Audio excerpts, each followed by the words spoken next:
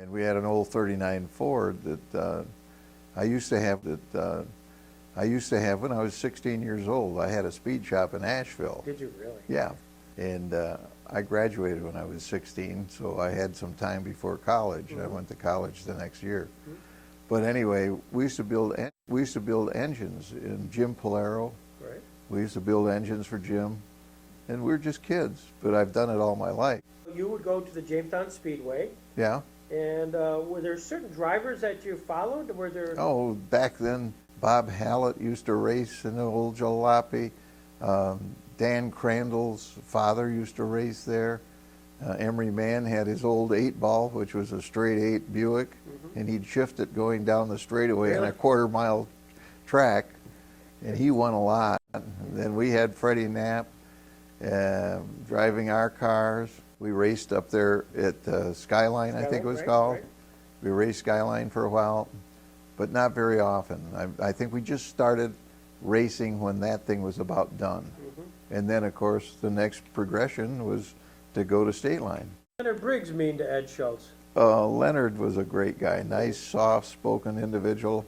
He wasn't a hot dog. He wasn't, you know, he didn't come on too strong. He wasn't a Jerry Franks or one of those guys, you know. He was just a nice guy. The whole Briggs family, I knew it was the whole Briggs family. Jerry sort of the enforcer? Was he the... Sort of that way, yeah. He was more caustic than the rest of the guys. And he got things done his way, and the way he wanted them done, you know, which is fine. He was the boss. Racing up there in the early years of Stateline, your guy was Freddie Knapp? Yep, Freddie Knapp. Then we had a fellow that was racing there, and he finally came to work for me, and that was Chuck Piazza. Oh, yeah. Okay, so Chuck said, boy, I'd sure like to drive a car for you and all this stuff. And Chuck was really a gung-ho individual, and he wanted to get going. So I ordered a new coupe with a 396 in it, 4-bolt mains, and we pulled the engine out of that thing and went all through it. And Ross Culvert, who was a mechanic that worked for us, very good mechanic, and Jim Farding. Sure. Okay, those are the guys that built the car. Had another friend that did a lot of engine work for me and carburation work, and that was Bud Wilcox, who is now dead. And so the combination of these guys, they put together pretty good race cars. And like the old story says about racing, a lot of millionaires were made by racing, but they were billionaires when they started. And we used to race, and if we won a feature, we were so happy because we had enough money to buy new tires for next week. If you blew an engine, you were really in trouble. So the economics were such that would you then would you buy the car then and make it available to whether it was Freddie or Chuck? Yeah, sure. Yeah. They worked on it. I bought the car. This is their car. We advertised on it. And I don't know how much the advertising did, but a lot of people think it does good. And we did get a lot of play from the cars that we drove, yeah. And then eventually, let's see, Chuck Piazza went away, and Ed Jr. wanted to start racing. He was old enough then. And we put him in what they used to call a hooligan class. We had a '57 Chevrolet, and he did very well with it. He raced it, I think, 2 years. I don't think he won points, but I know he came in second a couple times. And then he wanted to go for racing big time, as he called it. And we put him into a Camaro at that point. And that Camaro was built by Jim Farding and Whitey. John Seeley, too. Yeah, John Seeley, he drove cars that was made by Lyle Brown. Yeah, and Bud Finelli. And then there was Floyd Finelli after that. I used to call him the Grand Finale. Sammy Lamancuso, he was always sideways. He was always sideways. That rear end of the car was always hanging out. Nobody could get around it. It was about 3 cars wide. I remember that. There's Chuck Piazza. He looks like he's half asleep there. Of course, Emery was hotter than a pistol when that thing first started. Mm-hmm. He had that 57 fuel-injected Chevrolet, and that's the same car I drove. I drove a fuel-injected 57 coupe. Boy, were they nice running cars. He took a stock one and made it run. I mean, it was completely stock, just right off the truck, and gutted it, put roll bars in it, and away he went.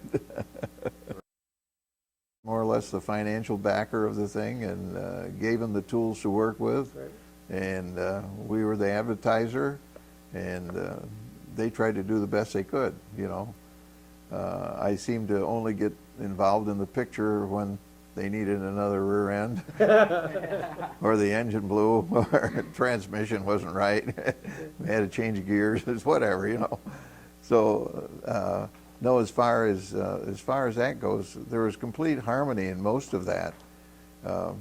Bobby was a little volatile when he drove for me, but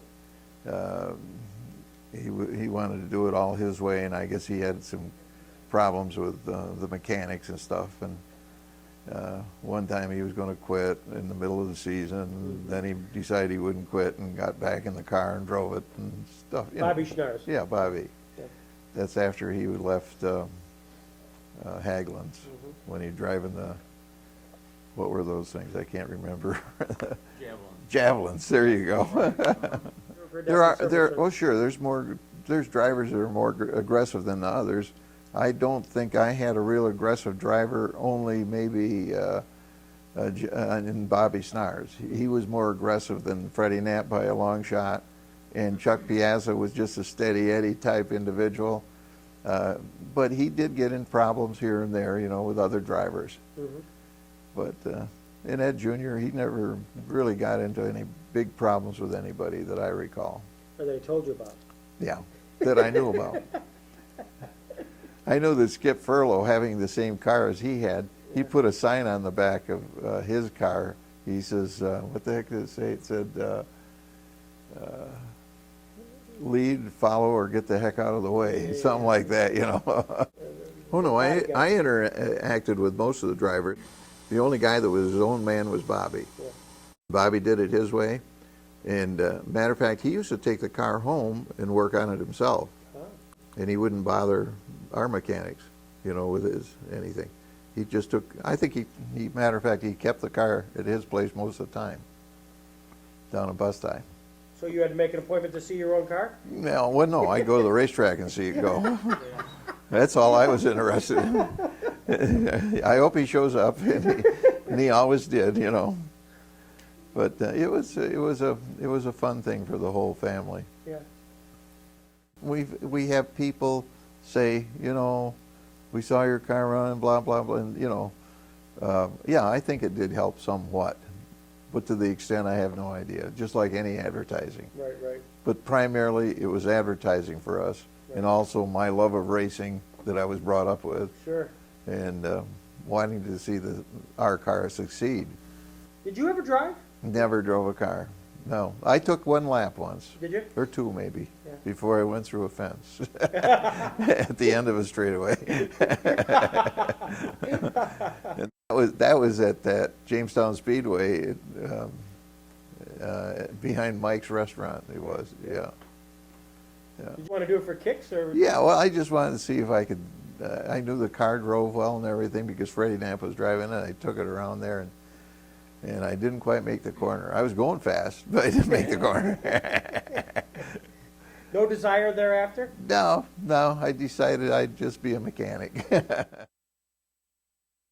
1967, an early lap skirmish with Clyde Porter and the resulting hole in this side of his 1967 Chevelle didn't stop Fred Knapp from winning his 5th new car main event.